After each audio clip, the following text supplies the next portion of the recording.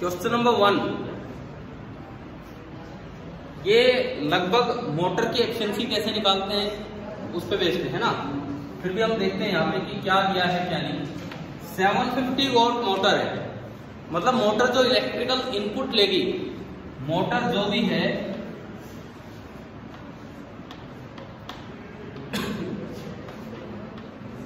उसमें जो electrical input आया, बिजली जो ये यूज कर रही है वो कितना है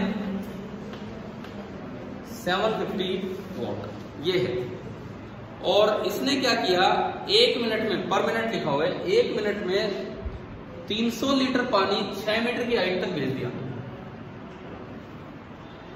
इसने क्या किया, जब टाइम लिया वो है 1 मिनट, 1 मिनट मतलब 60 सेकेंड, और यहां पे पानी को बैठा दिया नीचे से उठा के, और ये जो पानी का वॉल्यूम है दैट इज 300 लीटर। हम जानते हैं कि अगर 1 लीटर पानी हो तो उसका मास कितना होता है 1 kg, पता है ना ये हमें। 1 लीटर पानी का मास 1 kg होता है, इसका मतलब इस पानी का जो मास होगा दैट इज 300 kg, ये इस पानी का मास है ना। उसके बाद तो ये बोलता है कि बताओ एफिशिएंसी ऑफ द मोटर कितनी है। तो मोटर ने कितना वर्क किया, इस m मास को यहां से यहां उठा के, तो वर्क डन बाई मोटर कितना होगा mgh, ये तो वर्क किया मोटर ने, इसकी एनर्जी जो बढ़ाई है। तो m 300, g बोला है क्वेश्चन में 10 ले लो, और हाइट दी होगी 6 मीटर, ये हाइट है 6 मीटर, तो आप यहां तक गए तो वर्क डन आ गया 18,000 जूल। तो अगर पावर ऑफ मोटर देखी जाए, जो मैकेनिकल पावर, मतलब ये जो मैं लिख रहा हूं this is mechanical output, electrical input है और मैकेनिकल आउटपुट है, तो वो आपका होगा 18,000 अपॉन टाइम टेकन, टाइम कितना है 60 सेकेंड, और जूल पर सेकेंड वोट होता है, तो ये आपका कितना है 300 वोट। तो देखो जो आउटपुट मिला है, आउटपुट जो हमें मिला मैकेनिकल वो तो है 300 वोट, और जो इनपुट आपने दिया इलेक्ट्रिकल वो कितना है 750। तो एफिशिएंसी लिखने का क्या तरीका होता है, आउटपुट अपॉन इनपुट, और ऑप्शन परसेंटेज में हो तो इंटू 100। आउटपुट कितना 300 और इनपुट और गुना 100, 3 से 10 25, 25 से 4, और ये कितना आ गया 40%। कितने बच्चे ये सवाल सही करते हैं 40%। देखो अब भी कुछ हाथ नीचे, अभी भी कुछ हाथ नीचे, कमाल की बात है। चलिए अभी समझ तो आया। और देखो पूरे चांसेस हैं कि आपके एनटीएससी में इस तरह का क्वेश्चन है। वर्क में ऐसे सवाल नहीं आ रहे हैं एनटीएससी में जिनमें इंटीग्रेशन होता है। एक दो क्लास पहले हमने किए थे, वो परफेक्ट डिफरेंशियल बनाया, इंटीग्रेशन किया, ठीक है, वो जस्ट फॉर सेफ्टी हम पहुंच गए वहां तक। लेकिन एनटीएससी एग्जाम में इस तरह के क्वेश्चंस आने के चांसेस ज्यादा है। पहला हो गया। सेकंड, अगेन ये पावर जनरेट करने के, दूसरा जो सवाल है वो इलेक्ट्रिकल पावर जनरेट करने के ऊपर है। अब हम उस पर चलते हैं। किसी को नोट आउट करना हो अपना कर सकते हैं इस तरह से, ठीक है। फिर हम दूसरे सवाल पे चल रहे हैं।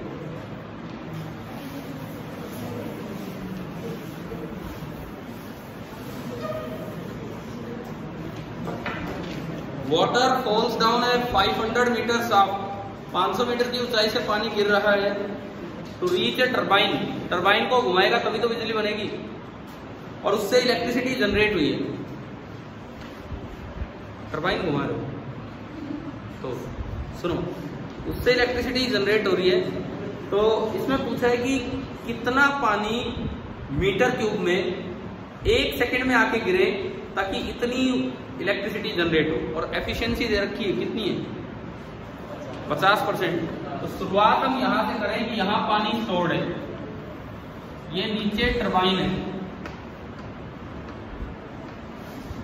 अगर आप m मास नीचे भेज रहे हो तो आपने टरबाइन पे जो मैकेनिकल वर्क किया, मैकेनिकल इनपुट इस बार बिजली बनाने के लिए मैकेनिकल इनपुट है और मैकेनिकल इनपुट होगा पावर की फॉर्म में mgh अपॉन कितना आप टाइम ले, यही तो था। लेकिन इस बार जो बाहर मिलेगा वो आउटपुट मैकेनिकल नहीं, इस बार बिजली बनाई है तो आउटपुट कैसा मिलेगा, इलेक्ट्रिकल आउटपुट। और बोला है कि इसकी इतने वॉट का पावर प्लांट बनाना है, 1 × 10⁹।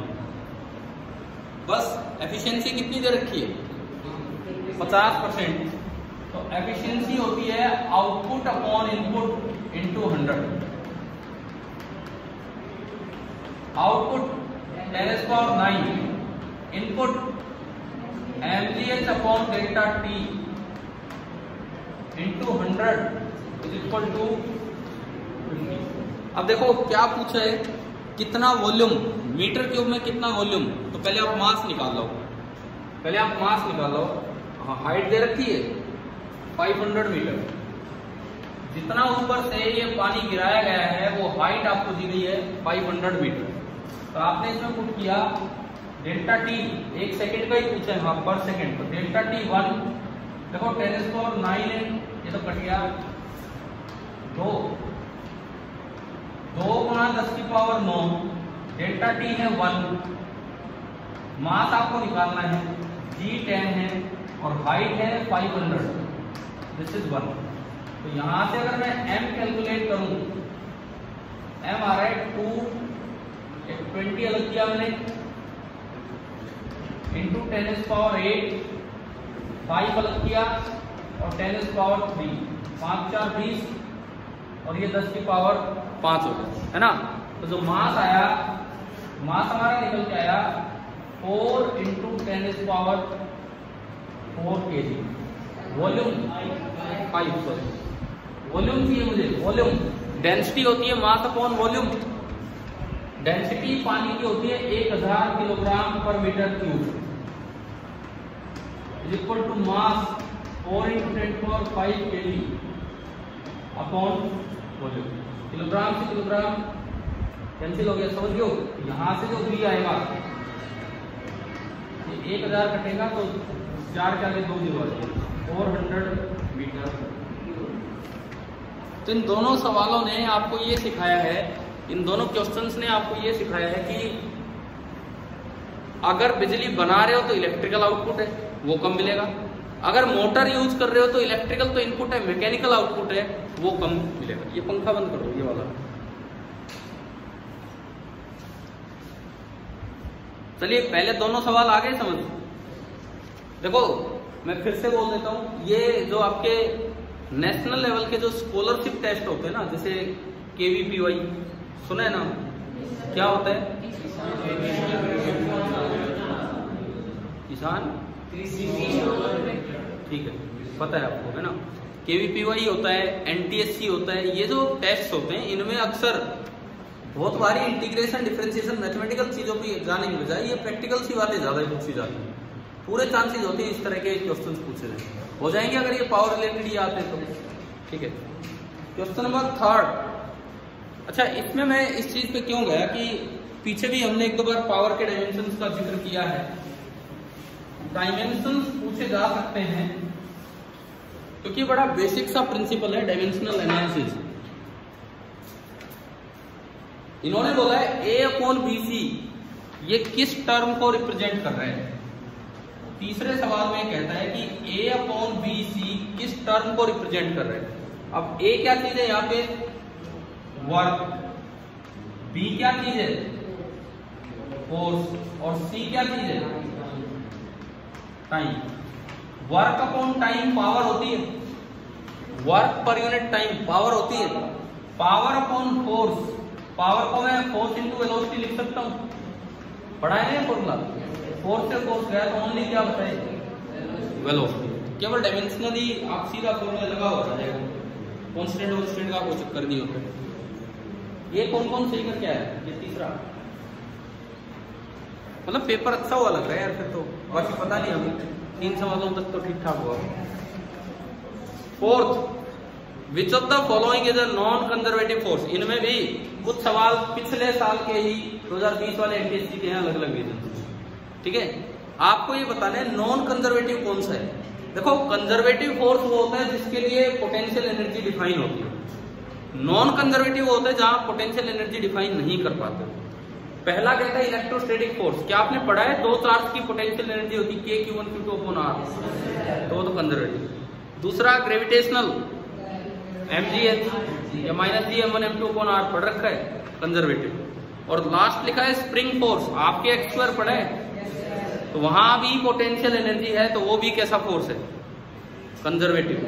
विस्कस फोर्स, ये जितने भी विस्कस फोर्स होते हैं, इवन ये जो ऊपर एफिशिएंसी 100 से कम आ रही है ना, 100% नहीं आ रही है, 50 आ रही है, कुछ आ रही है, 40 आ रही है, ये किस कारण से है? विस्कस। ये जो ऐसे फोर्सेज हैं जिनकी वजह से एनर्जी का लॉस होता है, उन्हीं की वजह से ये सब हो रहा है। बताओ भाई, समझ आ गया? ठीक है। फोर्थ कौन कौन सही करके आया है? Viscous force. ऐसे कितने बच्चे जिनके अभी तक चारों सही हो गए? चारों। ठीक है, आप वो लाइन में बता दो। Fifth, pick the correct statement.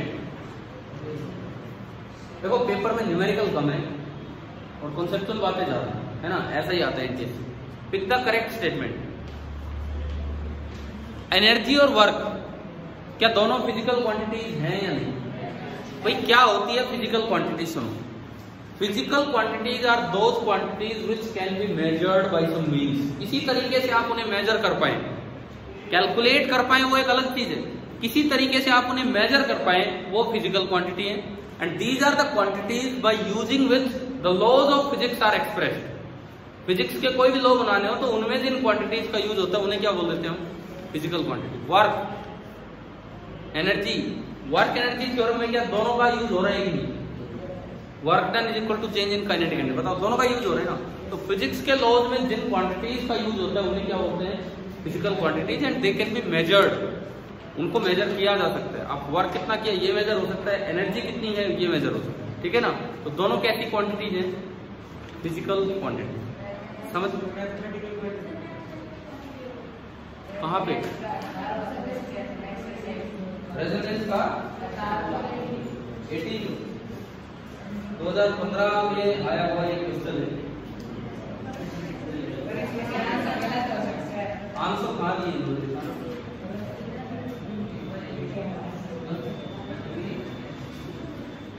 क्या आपसे पूछा जाए वर्क एक फिजिकल क्वांटिटी नहीं है? जब हम वर्क को डिफाइन करते हैं तब शुरू में बोलते हैं कि it is a physical quantity which is the dot product of F and H. तो वर्क भी एक फिजिकल क्वांटिटी है। ठीक है, कोई बात नहीं, इन्होंने आंसर ऐसा दिया है, मैं भी गलत हूं क्या ना? तो क्या ऐसा ऑप्शन उसमें नहीं है कि both energy and work are physical quantity? तो वो होगा, वो आंसर होगा। मैथमेटिकल क्वांटिटी वो होती है जिनको आप मेजर नहीं कर पाते, जिनको आप कैलकुलेट कर पाते हो। फिजिकल क्वांटिटीज वो होती है जिनको आप मेजर भी कर सकते हो। ठीक है, जैसे लेंथ है, क्या लेंथ को आप मेजर कर पा रहे हो कि नहीं? कर पा रहे हो ना? तो ये कैसी क्वांटिटी है? फिजिकल क्वांटिटी है। ठीक है, मैथमेटिकल क्वांटिटी का कोई एग्जांपल जो प्योरली मैथमेटिकल क्वांटिटी हो?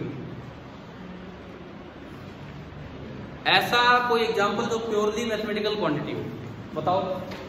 जो कैलकुलेट हो रहा है, मेजर नहीं हो रहा है।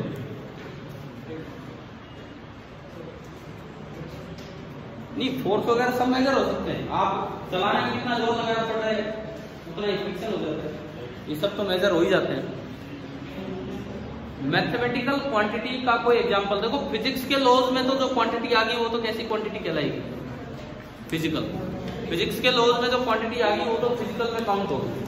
ठीक है, मैथमेटिकल का कोई एग्जांपल?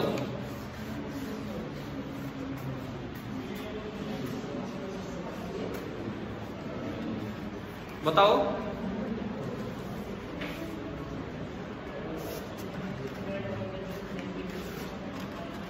देखो पाई एक कांस्टेंट है, पाई है ना एक कांस्टेंट। पाई एक क्वांटिटी की तरह अगर हम देखते हैं तो पाई की वैल्यू जो है वो एक मैथमेटिकल टर्म है, उसे हम फिजिकली एक्सप्लेन नहीं कर पाते। इसीलिए पाई कैसा नंबर है? रेशनल है कि इरेशनल? इरेशनल है, तो एग्जैक्टली मेजर नहीं हो सकते। तो ये जो टर्म है ना पाई हुआ ये हुआ, ये किस में आ जाती है? Mathematical quantity. ठीक है, और ये कब आए एनटीएससी में वाला सवाल? 2015। किस रीजन में?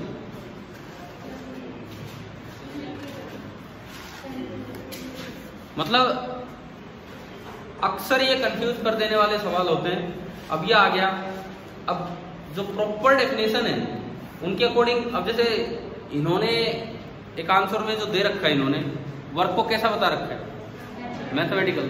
तो इन्होंने वर्क को मैथमेटिकल उस लिहाज से बता दिया कि भाई वर्क को आप मैथमेटिकली कैलकुलेट करते हैं, F डॉट ds, फोर्स और डिस्प्लेसमेंट का डॉट प्रोडक्ट, तो उससे आप कैलकुलेट कर रहे हैं। समझ रहे हो? फोर्स कितना है, डिस्प्लेसमेंट कितना, उससे कैलकुलेट हो रही है। लेकिन ऐसी क्वांटिटी जो फिजिकल क्वांटिटीज से डेराइव होती हैं, वो भी कैसी होती है? फिजिकल क्वांटिटीज होती है, फंडामेंटल नहीं। वो किस में काउंट होती है? Derived physical quantity. ठीक है, चले हम आगे। Question number 6। देखिए, stone drop from the window of a stationary train hits the ground and comes to rest. एक पत्थर को, एक गाड़ी रुकी हुई थी, उसके टॉप से छोड़ा गया, वो नीचे गया और रुक गया। दूसरा है, एक ट्रेन चल रही थी, उसके विंडो से छोड़ा गया, वो भी जाके नीचे रुक गया। और ये बोला है कि दोनों केस में जो एंटायर एनर्जी है वो हीटिंग में कन्वर्ट होगी, हीट एनर्जी में कन्वर्ट होगी। तो बताओ किस में ज्यादा टेम्परेचर होगा? सेकंड वाले में। क्यों? पहले वाले में केवल पोटेंशियल एनर्जी थी और दूसरे वाले में पोटेंशियल भी थी और काइनेटिक भी थी, तो उसमें ज्यादा एनर्जी हीट में कन्वर्ट हुई होगी, तो टेम्परेचर भी ज्यादा होगा। कौन कौन ये सही करके है? ठीक है। Question number 7। Negative of work done by conservative internal forces on a system. ये 3 बातें आपको बताई थी। Work done by all the forces तो क्या होगा? Change in kinetic energy. Work done by external force क्या था? Change in mechanical. और work done by conservative force क्या था? नेगेटिव। माइनस को इधर उठा लाओगे तो डेल्टा पी। अब इसमें एक और वर्ड यूज किया, internal conservative force. Conservative force का वर्क जब भी निकालते हैं ना पोटेंशियल एनर्जी से, उसको इंटरनल बना लेते हैं। जैसे आप, एक पत्थर आया, m मास का पत्थर, h हाइट नीचे आया, हम लिखते हैं कि work done is equal to negative of change in potential energy. तो उस समय आप सिस्टम बना लेते हो स्टोन प्लस अर्थ को, और स्टोन और अर्थ के बीच का जो ग्रेविटेशनल फोर्स है वो कैसा बन जाता है? इंटरनल। ठीक है, तो कंजर्वेटिव को इंटरनल बना के ही वो रिजल्ट आता है। ये तो शायद आप सही करके आए होंगे। 7th कौन कौन सही करके आए? ठीक है। 8, the acceleration due to gravity at a height 1 kilometre above the earth. Acceleration due to gravity at a height 1 kilometre above the earth. ये आपको पहले दिया गया था, पहले 9th में भी, सीपीपी में सेम क्वेश्चन। नीट में आया था सवाल 1-2 साल पहले, मैंने तब उसमें भी दिया था। यहाँ एक रिवीजन के लिए डाल दिया है कि 1 किलोमीटर ऊपर, 1 किलोमीटर बहुत ज्यादा हाइट है, थोड़ी सी हाइट? थोड़ी सी। वैसे तो बहुत ज्यादा है 1 किलोमीटर ऊपर। अब सोच के देखो, 1 किलोमीटर तो ऊपर है, लेकिन अर्थ के रेडियस के मुकाबले बहुत ही कम है, 6400 किलोमीटर के मुकाबले। तो आप जी का कौन सा फॉर्मूला लगा पाएंगे? जो स्मॉल हाइट पे लगता है वो वाला। यानी कि आपका ना ये फॉर्मूला लगेगा कि h हाइट ऊपर आप गए, तो यहाँ जो d डैश होगा that will be g into 1 minus 2h/r। और अगर आप d डेप्थ नीचे गए तो वहां क्या लगेगा? तो क्वेश्चन कहते हैं दोनों बराबर है, तो इन दोनों को इक्वेट करोगे तो g से g गया, 1 से 1 गया, माइनस से माइनस गया, r से r गया, और एक ही चीज बचेगी d बराबर 2h।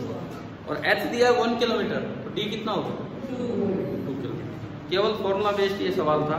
कौन कौन सही करके आए? नीट के पेपर का ये क्वेश्चन है। ठीक है। 9th, what is the mass of 6 kg object on the moon? 6 kg। कोई 1 kg करके आया क्या? कोई तो करके आया होगा। और 6 kg कौन कौन करके आया? तो जिनके हाथ नीचे क्या, इन्होंने टेस्ट ही नहीं दिए। चलो ठीक है। और अगर वेट होता तो वो 1/6 हो जाता।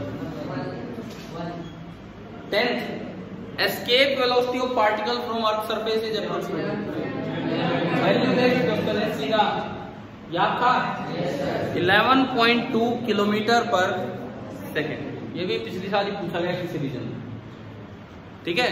नहीं भी याद था तो आपको फॉर्मूला याद हो √2gm/r, वैल्यू पुट करो कैलकुलेट करो कि दूर दूर है वैल्यू, पास पास नहीं। कभी सारे सोचते यार सभी 112 कहाँ है, ये तो बहुत दूर दूर है। कोई 11 है, कोई 112, कोई 1120, इस तरह का है। 11th ये एग्जैक्टली ये सवाल नहीं, लेकिन इसके जैसा एक सवाल आपके अभी 2020 वाले पेपर में आया था एनटीएससी, इसके जैसा, ये तो नहीं। तो ये लिखता है 2 मास है, एक 4m और एक m, और वो दोनों 30 सेंटीमीटर दूर रखे हुए हैं।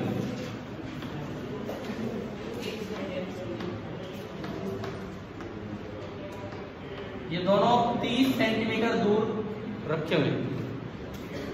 अब बोला है at what point the value of gravitational force on a test mass due to these two masses will be 0। कह रहा है एक तीसरा पॉइंट में कहा लूं ताकि इन दोनों की वजह से जो नेट फोर्स लगे वो कितना लगे, 0 लगे। कैसे, इधर होगा, उधर होगा, या बीच में होगा? बीच में होगा। बीच में भी छोटे की तरफ होगा, बड़े की तरफ? छोटे की तरफ। तो किससे दूरी बतानी इसकी ऑप्शंस में? m से। मान लो m से x सेंटीमीटर माना, तो ये 30 - x हो गया, सेंटीमीटर में ही आ जाएगा आंसर। यहां आपने कोई भी टेस्ट मास m0 रख दिया,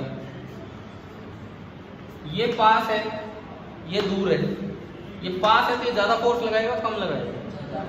ज्यादा लगाएगा। फिर बैलेंस कैसे होगा? बराबर लगाएगा, बराबर लगाएगा ना। अल्टीमेटली फोर्स तो बराबर ही होगा, फोर्स तो बराबर ही होगा। इधर तो अट्रैक्टिव फोर्स लगेगा Gm0 m/x², और इधर लगेगा Gm/30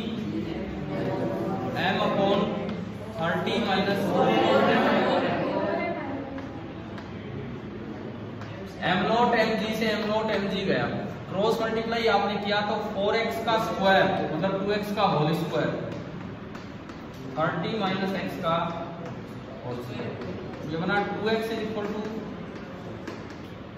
एक्चुअली जब अंडर रूट कैंसिल करते हैं तो मोड़ लेते हैं, पर मोड़ ये एज इट इज आएगा क्योंकि x छोटा और 30 बड़ा है। यहां से आया 3x इज इक्वल टू 30, और यहां से x कितना आ गया 10 सेंटीमीटर। जो x आया ये आपका 10 आया। समझ आया कि नहीं आया? कितने बच्चे सही करके आए? ठीक है।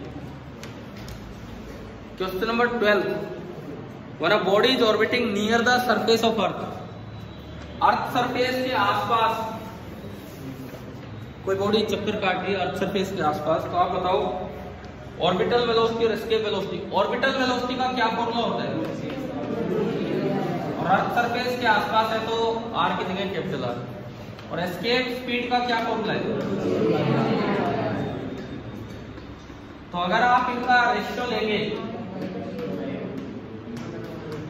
तो रेशियो कितना आ रहा है? 1:√। आगे रहिए, कौन कौन सही करके आए? ठीक है, अब आते हैं आखिरी सवाल पे, question number 13। Kepler third law. मैंने पीछे जो लेक्चर दिया केपलर लॉ पे, उस समय कहा था कि एक क्वेश्चन तो पक्का मैं दूंगा केपलर लॉ से। तो ये लगभग आपको पता था कि अगर वैसे तो इन जनरल होता है t² इज प्रोपोर्शनल टू, यानी कि t is proportional to r⁴/2, और ऐसा तब होता है जब फोर्स, यानी कि अगर n2 हो तो यहां पावर 3/2 आनी चाहिए।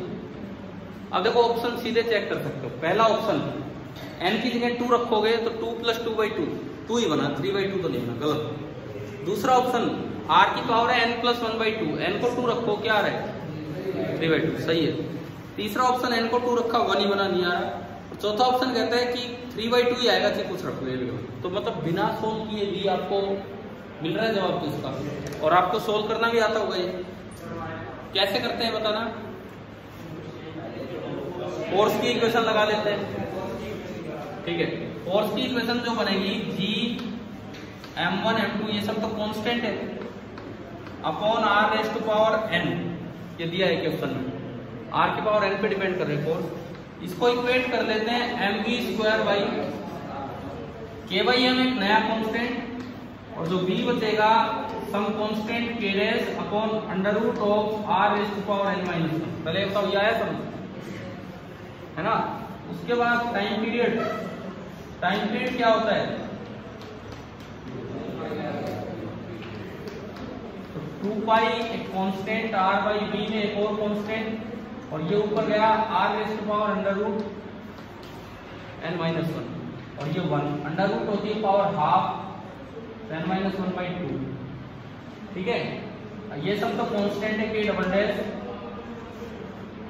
1 plus n minus 1 by 2, LCM लोगे 2 प्लस n माइनस 1, ये तो कांस्टेंट है कि उसके प्रोपोर्शनल। अभी बताओ पेपर आ गया पूरा समझ, किसी के 13 आउट ऑफ 13 बने, 12 बने, ठीक है, चलो ठीक है।